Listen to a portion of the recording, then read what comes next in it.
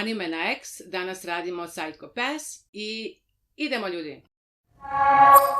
Uopšteno, Psycho Pass je futuristička cyberpunk detektivska anime i emitovana je 2012-2013. godine. Pisac je Gen Urobuchi, koji je takođe i tvorac Fate Zero, a produkcijska kuća je Production IG, koja stoji iza kultnog Ghost in the Shell. Sa tvorcima takvog renomea nije ni čudo da je stvorena anime visokog kvaliteta. U svoje 22 epizode ona istražuje čudan futuristički orvelovski svet sa puno filozofije, ali o tome ćemo u segmentu Radnja.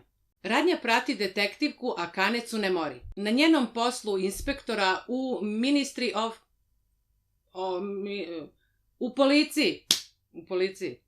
Priča se odigrava u čudnom orvelovskom društvu, koje podsjeća na utopiju. Ali kako radnja teče, postaje jasno da ovo definitivno nije utopija. U svetu Psycho Pass sve odluke, ali sve, donosi misteriozni Sibyl sistem. To uključuje i kako će pojedinac provesti svoj kompletan život i maltene u potpunosti celu njegovu sudbinu. Sibyl odlučuje da li si podoban za život u društvu, koje će ti zanimanje biti, gde i kako ćeš živeti i sve to koristeći Psycho Pass sistem. Ovaj sistem je takođe veoma vešt u proceni vašeg potencijala da postanete kriminalac. Ako vam se Psycho Pass previše zamuti negativnim ili mračnim mislima, kompletno društvo je organizovano da bude praćeno i upravljano od strane Sibyl sistema. Policija je tu samo da izvršava naredbe Sibyl sistema i da osigura da se volja Sibyl sistema uvek sprovede. Za to koriste detektive i enforcere. Enforceri su zapravo latentni kriminalci, koji pomažu detektivima i uprljaju ruke kad i gde treba. Detektivi su ti koji određuju Psycho Pass građana.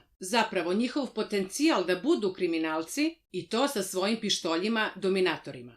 Ti dominatori, oni u saradnji sa Sibyl sistemom, trenutno odlučuju da li je Psycho Pass pojedinca dovoljno zamućen da bude uhapšen ili ako je vrednost prevelika da bude ubijen na licu mesta. Radnja generalno prati detektivku Akane Tsunemori i gledamo je kako se ona snalazi na početku svoje detektivske karijere. I takođe vidimo i njenog enforcera Kogamija, koji je inače, by the way, veoma seksi. Ceo taj sistem se čini kao da deluje i kao da jeste poboljšao celo čovečanstvo. Ali, šta će se desiti ako se pojavi čovek koji može da prevari ili da se sakrije od Sibyl sistema? Tu priča zaista počinje da bude sjajna. Šta te privuče? Animacija i dizajn sveta i okoline je fantastična i odličan je primer kako odraditi cyberpunk atmosferu na pravi način. Dizajn likova je namerno osmišljen da nemaju sve boje duge na sebi. Niti na svojim frizurama, niti na odeći, nigde. Nema fluozelena, ljubičasta, roze, vrištanje, nema. A to sve da bi se bolje stopili sa okolinom. Prikaz tog grada i atmosfere u njemu i treba da bude jedan od fokusa, jer je izuzetno intrigantno kako to društvo funkcioniše po tako bizarnim uslovima. Muzika je odlično urađena. I za razliku od drugih animea koje smo gledali, skoro uvek ton i radnja u sceni diktiraju žanr muzike. I to podrazumeva da koriste niz žanrova. I tehno, i rock, i klasiku, i to sve veoma efektivno. Ali ono što je najzanimljivije u ovoj seriji je Sibyl sistem i to kako se ljudi nose sa njim. Naročito oni koji su u sukobu sa zakonom i policija. I u celom tom savršenom sistemu se nađe pojedinac koji je sposoban bez problema da zaobiđe Sibyl sistem. Ma šta mislio i činio. Ova jedinstvena postavka otvara brojna filozofska pitanja o tome šta je kriminal i ko je zapravo kriminalac, kao i niz političkih pitanja, da li je takav sistem vlade dobar, gde sva pravda dolazi iz jednog mesta i ne može se dovoditi u pitanje. Podsjeća na najgoru noćnu moru autoritativnih društava, opisanih u Orwelovoj 1984.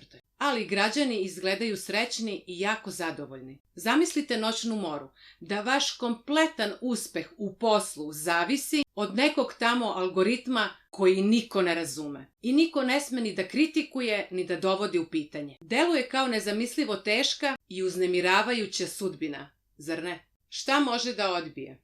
Malo je toga zapravo šta može da odbije. Jedine kritike bi eventualno bile na dizajn glavnog lika, koji je previše jednostavan i neupečatljiv. i kojem treba dosta vremena da postane zaista dopadljiv i zanimljiv gledaocima. Druga zamerka je, iako se razvijaju sporedni likovi, to nije učinjeno dovoljno. Treća i najveća zamerka je da sam grad i društvo sa tako originalnom premisom nije dovoljno detaljno prikazano, jer to društvo je bitna komponenta narativa i mi ne dobijemo dovoljno opisa i prikaza kako ono funkcioniše. Više je samo nagovešteno i suptilno prikazano u pozadini.